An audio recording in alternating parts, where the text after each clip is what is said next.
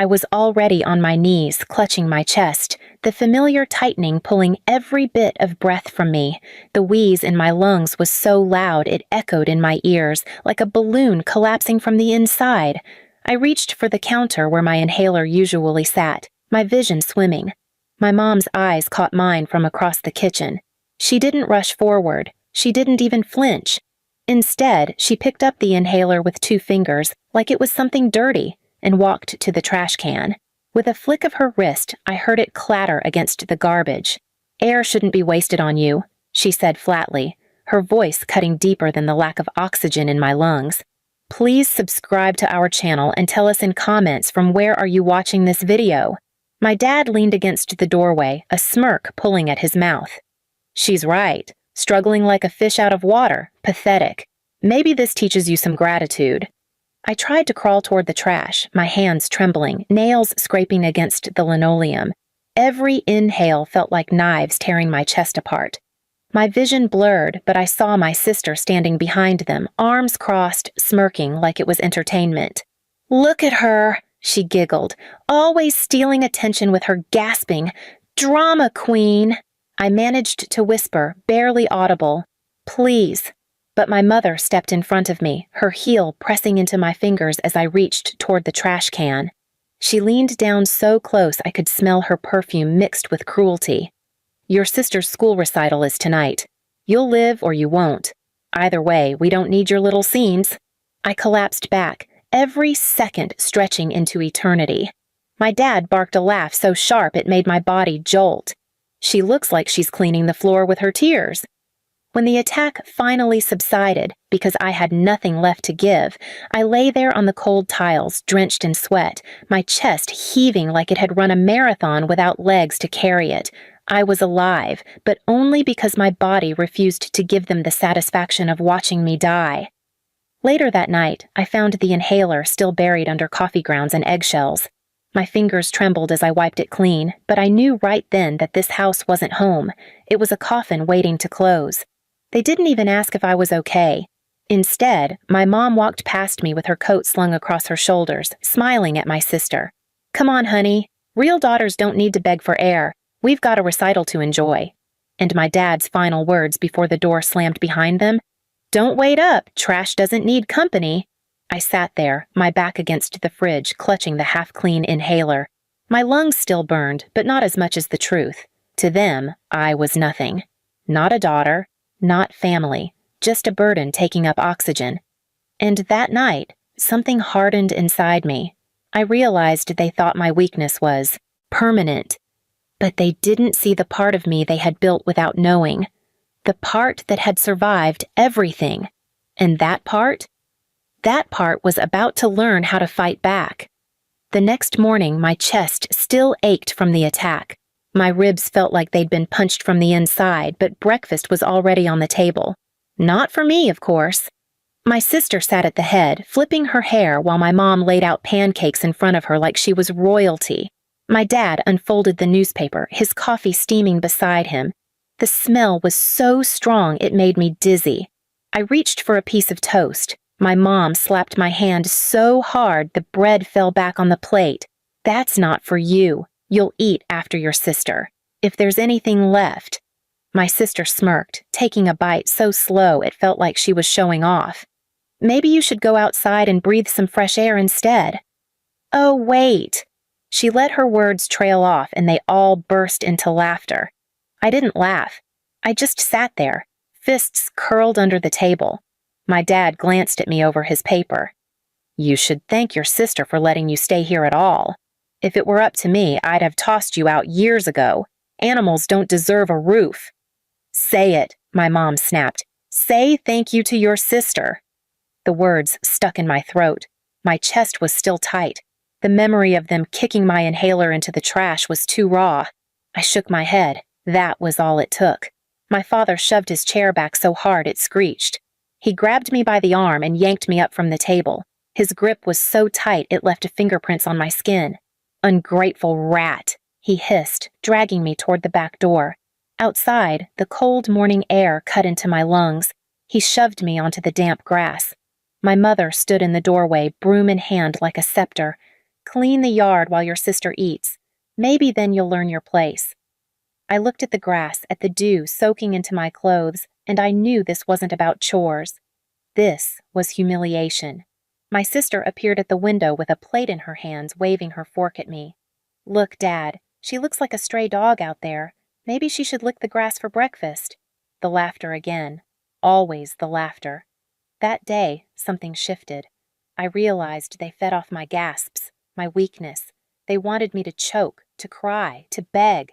That was their entertainment. And every time I gave in, they won.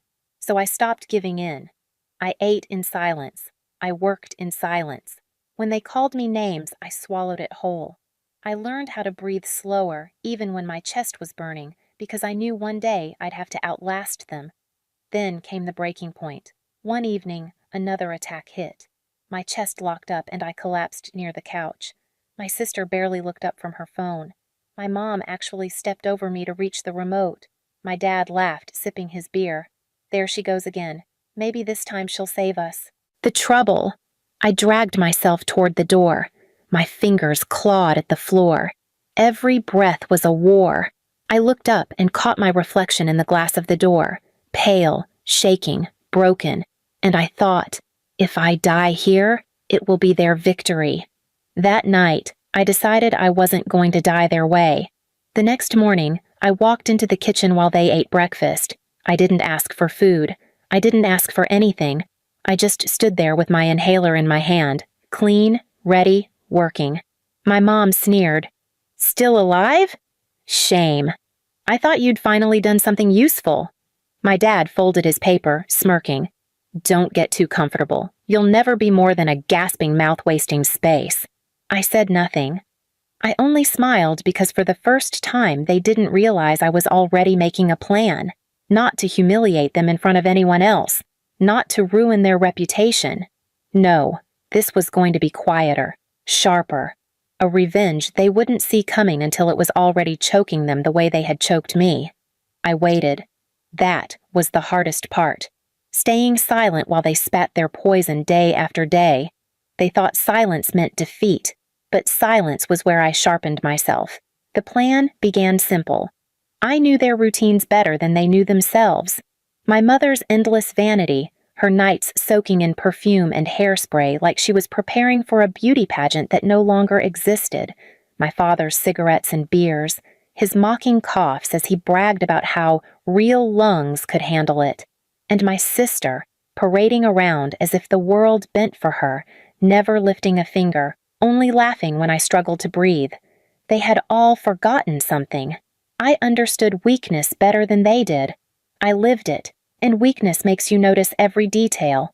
One evening, while my mother was busy scolding me for leaving smudges on the windows, I noticed her vanity table was covered with bottles, makeup, foundation, creams, perfumes. She boasted once that her image was all she had left. A woman's value is in how she looks, she sneered, something you'll never understand. That's when the first spark lit. The next week, I quietly swapped some of her expensive perfumes and creams with cheap substitutes, the kind that smelled rancid after sitting out. I didn't stop there. I left her true favorites in a locked box hidden beneath my bed. Each morning, she sprayed herself, thinking she smelled like roses, but when she walked out in public, whispers followed. What's that smell? Neighbors turned their noses. Friends she bragged to started pulling away. She thought her enemies were mocking her, never realizing it was her own daughter watching silently from the corner of the room. My father was next. His pride was in his breath, his voice loud, his laugh booming, his smoke curling through the air like a king on a throne. So I started stealing. One cigarette here, one there. Not enough to notice at first, but then I replaced some of his packs with lookalikes, filled with tea leaves and dust. He would light up, inhale deep, and cough violently as if his own lungs betrayed him. What's wrong with me? He barked one night, pounding the table as his throat tightened. My mom fussed over him, but I stood in the corner, inhaler tucked safely in my hand, breathing steady. Then came my sister, the golden child. She treated me like her shadow, the one only good for catching scraps. She had a routine of leaving her expensive shoes by the door and blaming me whenever they had scuff marks. So one night, when the house was silent, I switched her prized designer heels with identical fakes, ones that cracked at the seams when she strutted. The next day, at her big outing with friends, the heel snapped clean in half in front of everyone. She limped home in tears, shrieking, "They laughed at me! Everyone laughed!"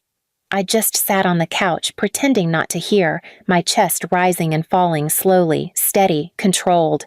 But this wasn't enough. These were small cuts, little cracks. I wanted them to feel what I felt that night gasping on the kitchen floor, the panic, the loss of control, the helplessness. So I built the final step. My father kept the house alarm codes written in his drawer. I memorized them. My mother always locked her vanity but left the spare key taped under the counter. I found it. My sister trusted her passwords to her phone with sticky notes stuck inside her drawer. I took those too.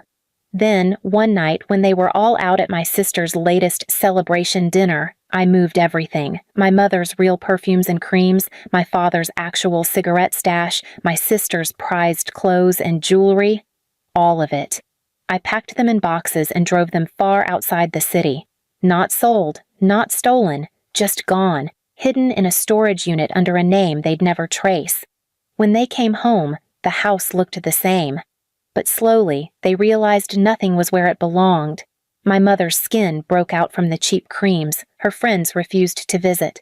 My father's health spiraled when he thought his body was failing him.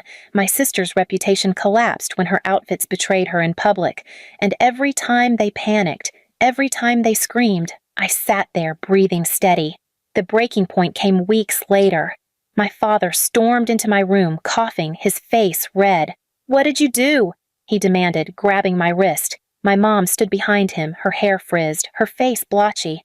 My sister cried, mascara running. I pulled out my inhaler and held it up between us. "I did nothing," I said calmly.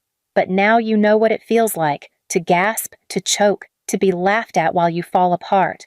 They froze. For the first time, there was silence in the house. No sneers, no laughter. Just silence. That night, I packed a single bag and left.